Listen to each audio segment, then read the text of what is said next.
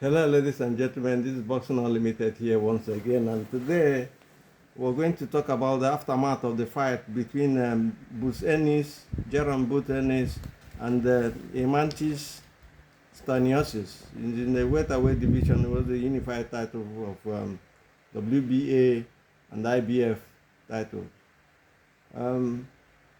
We called this fight and we called it right, but we never knew Ennis was going to make it so easy. But we said in our video that we made before, if you go to the video, you see this, that if Ennis is able to create that distance and create the space and the gap, he's going to take Stanionis apart and make the fight look easy.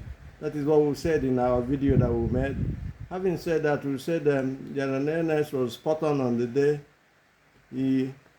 He had a system that was really spot on. It was excellent, and he boxed well, especially when he would say as well as that's what we said before. We said if he's going to fight on the Stanionis is known to be a front foot coming fighter, and he applies pressure to you that will make you unbelievable pressure, so to say the least.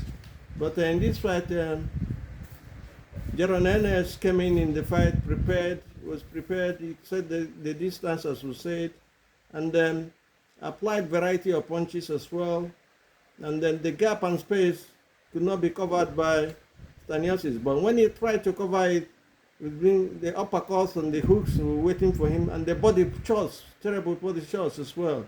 Ennis and the day he's been, he had called Crawford out, and a lot of people said Crawford was ducking him.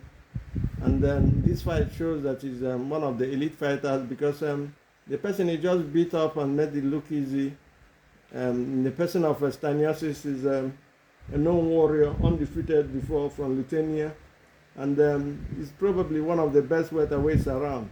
But for Boost Ennis to be what he claims to be the best, he has to become the undisputed in this weight level before he leaves. He has to come from fighting Brian Roman to Barros, take them apart, and then show the whole world that he's in the same class as Crawford. If you can do that, then a fight with Crawford will be near the corner.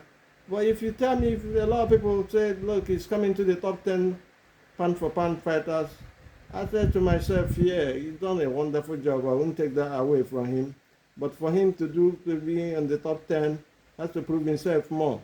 Has to take on Brian Norman or Barros, any of them, and beat them and unify the title. He must unify the title to claim, because if you look at if you compare him with Crawford, you see that Terence Crawford has been a champion, undisputed in light welterweight, undisputed in welterweight. And then you just, because he's won just one fight in a way he made it look easy. And we've seen the caliber of people he fought, Terence Crawford fought.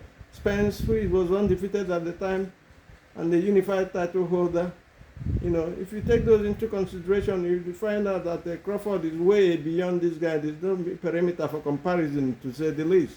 Having said that, I'll say that Ennis did a good job. But the next problem for him will be to take Brian Norman out, because Brian Norman, I believe, is a top and better fighter than Barros. Barros, on the other hand, is neither here nor there. For almost a year now, he's not had any fight, and his title has been with him, and nobody has stripped him of his title. And the WBC, with Mauricio Suleiman and the helm of affairs, he's been playing hanky-panky jobs. We saw what he did, the corruption that is flowing into jobs.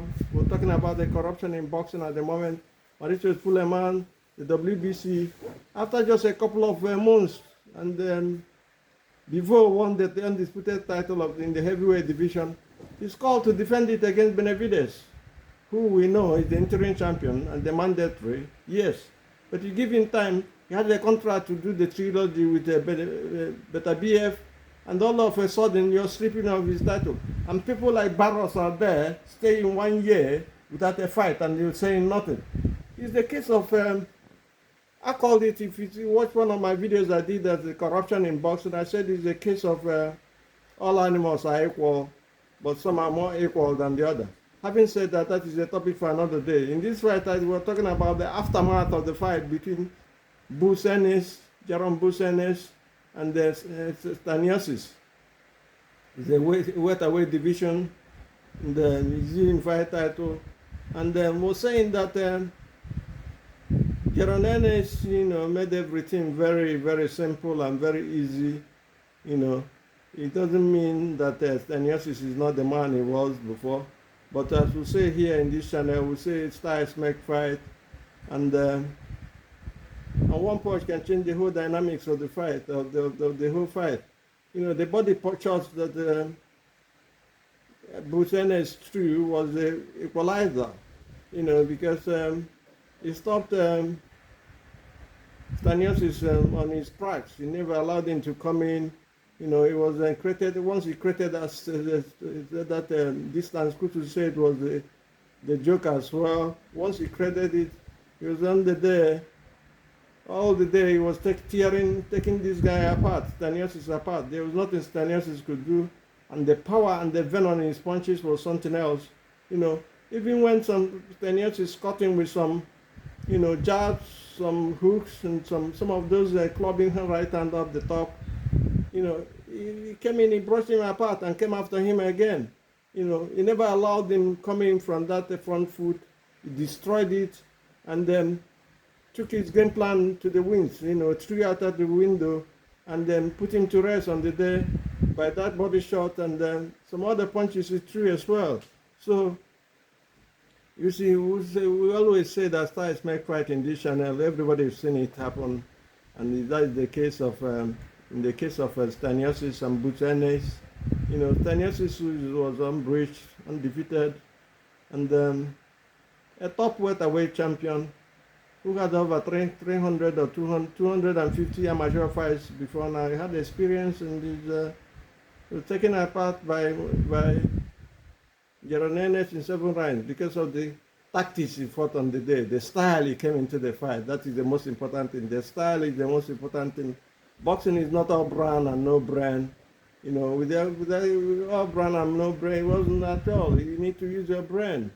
You need to use the tactics. You need to use your style. And that is what showed in the fight between Ennis and Stanionis, and the white Stanionis out and put him to rest where he should be. That is not to say that Stanionis is a bad fighter. But what is close after this fight, what is, we'll talk about what is open for Ennis now. I think the route to go will be to unify the whole titles and become undisputed and then move on in weight, because Ennis is going to have issues with weight very soon. A lot of people are calling him a weight bully. They've been calling him a weight bully. He should be moving into the 154 pounds region, light middleweight, and let us see if he can challenge people like Ortiz, people like Buhoshek, people like so many other great boxers. I think that is where he will look at Ennis and know whether he's the man. Our time is up. We'll say, do have a nice day and God bless. Bye. Happy Easter, though.